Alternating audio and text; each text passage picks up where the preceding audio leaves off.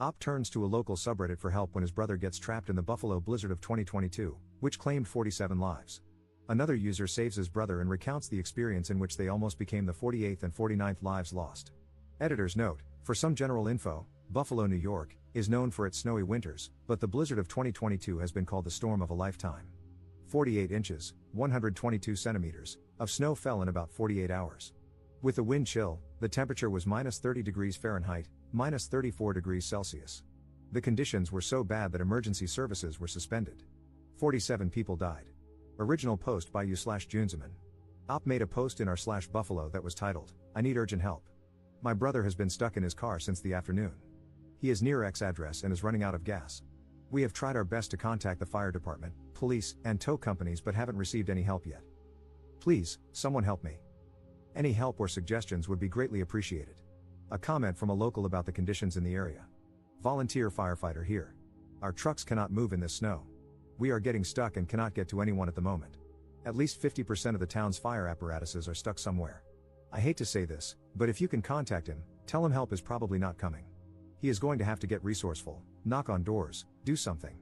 There is nothing we can do at the moment. We are snowed in at the fire hall.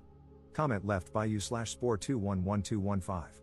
I live close by, I can bring some gas and warm clothes, possibly. If he's up for it, I can walk him back to that fire hall. I live near that area. Update 1 day later. Posted by u/spore211215. Saw another post on here saying someone was stuck on Genesee Street near Crabapples. Well, I think to myself, hey, I only live about half a mile from there. I bet I could help this person, and I make the decision to go. He's been stuck there all day, and his clothes got wet from the snow while trying to leave, so I knew he needed help. So, I'm getting myself ready. I grab what little gas I have, some food and water in case he needs any, and some warm clothes and a blanket for him. Then I gear myself up.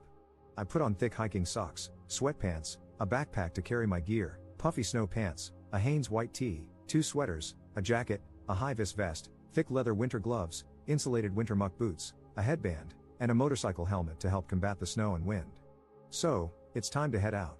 It's about 11 p.m., the wind gusts are still ripping outside, and snowdrifts can bring visibility down to zero.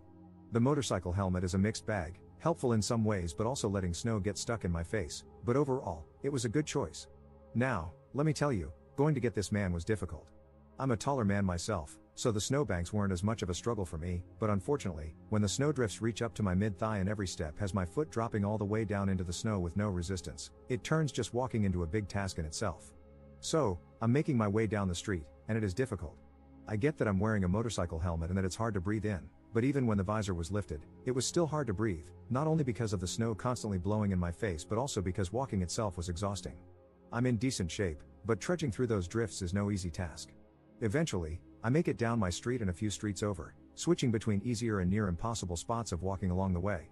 I get to an automotive business, and their building blocks a lot of the snow, allowing me to walk like normal for once in a long while. I keep trekking, but now I'm near a main road without buildings as densely packed, so the snow drifts are blinding at points, and I need to focus on buildings and objects to know where I'm going. Eventually, I make it to the man's car after a good 40 minutes of walking, even though I only traveled 0.6 miles. So, I get to the car and give him some clothes because that's mostly what he was interested in. He didn't care for any gas, food, or water, but I made sure to offer it to him just to be sure. He changes and gets ready to make the trek himself with my help. After a few minutes, he's ready, and we're on our way. He says he talked with someone and has a house he can go to for warmth and safety for the night, about 0.3 miles away. Alright, sounds good, let's head there. We make our way there. The man is not well dressed for the weather, but you've got to work with what you've got. He has regular sneakers on, his pants, my snow pants that I gave him, the hat I gave him, the sweater I gave him, and his shirt underneath. He throws a blanket over his head as a kind of protection against the wind and snow. It's bad out. My tracks from just a few minutes ago are all but gone, but I know the way I'm going, so it's alright. We walk up the road to the cross street and quickly cross.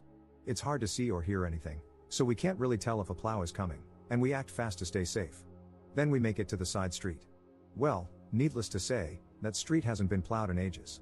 Snow drifts reach near my chest, and with no paths available, it's time to trailblaze and make our own. We need to make it maybe 9 or 10 houses into the street, but with snow like this, we're barely progressing at all. I'm dressed for the conditions, so I'm only getting tired. The man I'm helping isn't doing great. Snow is accumulating on his face, and he occasionally falls into the snowbanks and needs to recover. When we get near houses that block the wind, we take a break and relax because we need the energy to make it to this house and can't give up. After more struggles, we eventually make it to the house, about 0.3 miles in 30 or so minutes. The person living in the house graciously lets us both in. I recover by warming up a little bit. The snow that accumulated on me just starts dripping and melting, which I know is a bad sign, so I make my stop short to avoid being drenched on my trek back.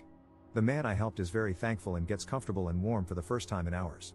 But I can't stay long, so I tell him I'm glad he is safe, thank the homeowner/renter, whoever the man that let me in was, and head back out. Now, I'm on my way back home. It's a few minutes after midnight. I made it about a mile in an hour, not great, but it is what it is. There's another 0.6 miles or so to go. My phone is getting caked with ice at this point, but surprisingly, it keeps working throughout the whole trip without any issues. Time to make my way back. I can actually see my trail this time, so I use my previous steps to try and make my walk a little easier. I'm starting to struggle but no, I can't stop. Eventually, I make it back to Genesee Street and see a front loader messing around with some snow, I'm assuming for emergency vehicle traffic. His windows are all iced over and fogged up, and I can't tell if he even sees me. I've got my mission, so I stay the hell out of his way and keep going. I give a wave and a thumbs up and continue making my way home. I cross Genesee quickly because now I know the plows are out, and I need to stay out of their way. Back in my neighborhood. My trail is gone, but I know where I'm going, or at least I think I do, so I keep making my way. I take a pit stop to call my girlfriend at home, letting her know I'm okay and all that jazz so she can relax. The phone call ends, and I continue on. Snow is piling up on my visor, and I've been constantly raising and lowering it throughout this whole trip. Fog and ice are really blocking my vision, so I essentially have to keep the visor up to see, only lowering it now and then to catch my breath or block the heavy snow gusts. My progress is really slowing, and my right leg is starting to hurt. Feels like I'm pulling something near my hip. Oh well, that's unfortunately not something I can dwell on while navigating the streets in a snowstorm. I keep making my way at a severely reduced pace and take a turn onto my street. Unfortunately, I was a bit exhausted and confused and made the turn one street too early, realizing it about halfway down. Weighing my options, I decide I can't really keep going forward without risking wasting even more time trying to get home. So, I backtrack to where I made the wrong turn and continue on the correct path. Eventually, I make it one street further and take the correct turn. I am getting exhausted, and my leg is really starting to bother me. No matter, gotta keep going. I hook a left and am on the final stretch home. The foot trail is gone again, so I'm on my own for making a path. The snow drifts are getting bad and extremely difficult to get through. I start counting my paces and can only make between 10 and 25, usually only 10, before I need to stop and catch my breath. Gotta keep going. That trail's on for a while.